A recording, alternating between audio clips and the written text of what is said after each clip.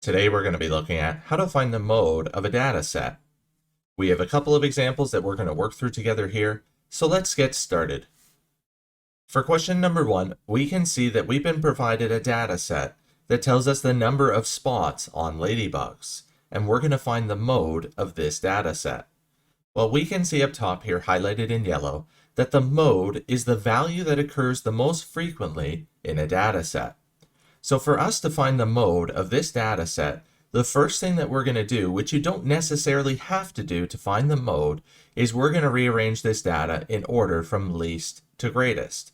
Well, we can see here that 4 is our lowest number, and we have 2 4s in this data set. So we're going to put a line through them so we don't get confused, and then we're going to write them down below. Then we can see we have 1 5, and then we have 3 6s. So we're going to put a line through all 3 of those 6s, and then we're going to write them down below.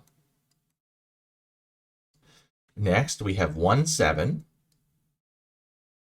and we have 2 8s for the last data points. So now that we've rearranged this data, we're going to see which of these numbers occurred the most frequently.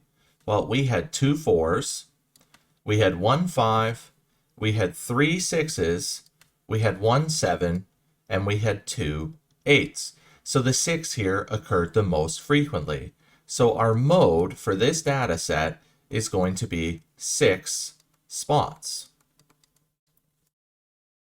Now moving on to question number 2, where this time we've been provided a data set that tells us the scores from a math test.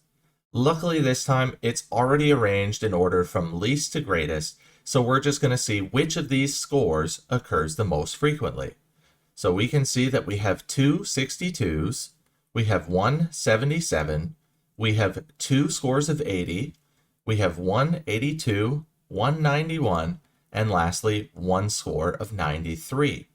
So we can see here that both 62 and 80 occurred twice, so here we're going to have a mode of both 62 and 80 since those scores occurred the most frequently.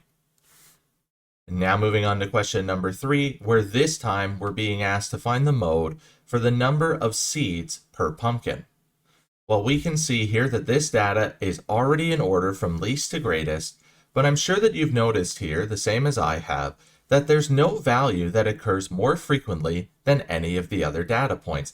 Each one of these data points occurs once. So here, we're not going to have a mode, so we have no mode in this data set because none of these values occurs more than once. Now moving on to our last problem, where we've been provided a data set that tells us the number of hot dogs consumed in an eating competition. So luckily, once again, this data has been arranged in order from least to greatest already, so we're just going to compare them. So we have 32 once, 36 once, we have 38 twice, 40 once, 44 once, 46 once, and lastly 52 once.